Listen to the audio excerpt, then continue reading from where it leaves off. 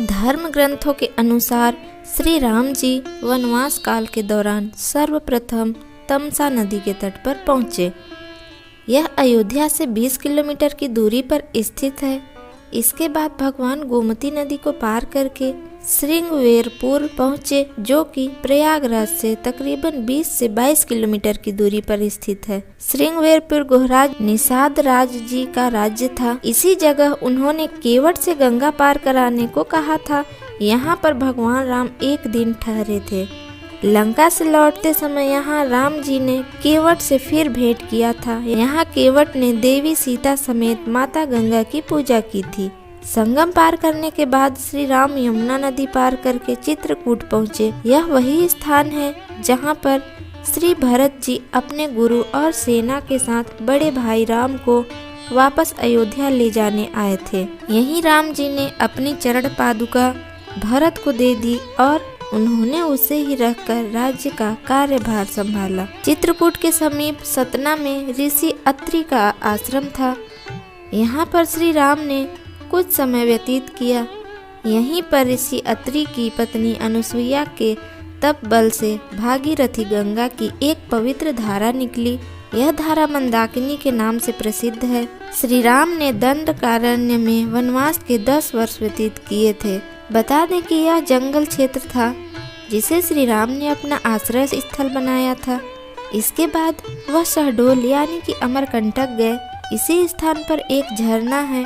वह झरना जिस कुंड में गिरता है उसे सीता कुंड कहते हैं। यहीं पर वशिष्ठ गुफा भी है। श्री राम दंडकारण्य के बाद पंचवटी यानी कि नासिक पहुँचे।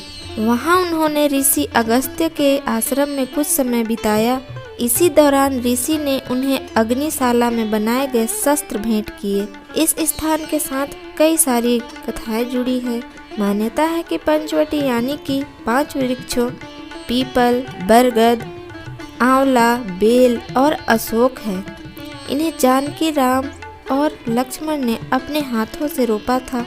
इसी जगह पर लक्ष्मण ने शूर्पणखा की नाक काट दी और राम लक्ष्मण के खरदूषण के साथ युद्ध हुआ था।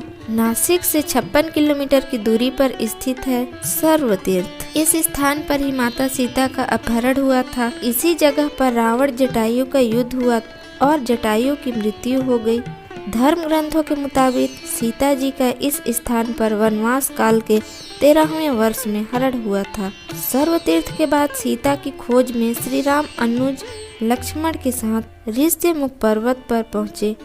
इसके बाद वह माता सबरी के आश्रम गए, जो कि वर्तमान में केरल में है। यह आश्रम पंपा नदी के समीप ही स्थित है। धर्म ग्रंथों के अनुसार ऋष्यमुख पर्वत वानरों की राजधानी किष्किंधा के निकट था। सीता की खोज में निकले श्री राम और लक्ष्मण की यहीं पर हनुमान और सुग्रीव से भेंट हुई थी। सीता की खोज में मर्यादा पुरुषोत्तम ने लंका पर चढ़ाई करने से पहले रामेश्वरम में ही भोलेनाथ की पूजा की। यहाँ पर उन्होंने शिवलिंग स्थापित किया।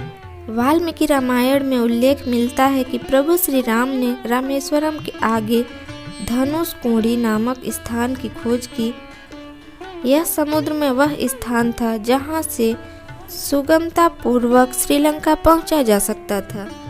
धर्म ग्रंथों के अनुसार नुआस एलिया पहाड़ियों से तकरीबन 90 किलोमीटर की दूरी पर बांद्रवेला की ओर ही रावण का महल था। यह स्थान मध्य लंका की ऊंची पहाड़ियों के मध्य था। भगवान राम और लंकापति रावण का युद्ध 13 दिनों तक चला। इसके बाद रावण वध से युद्ध की समाप्ति हुई और लंका से अयोध्या वापसी में श्री राम पुनः रामेश्वर पहुँचे। इसके बाद नासिक से भारद्वाज मुनि के आश्रम, प्रयागराज और फिर अयोध्या वापस पहुँचे।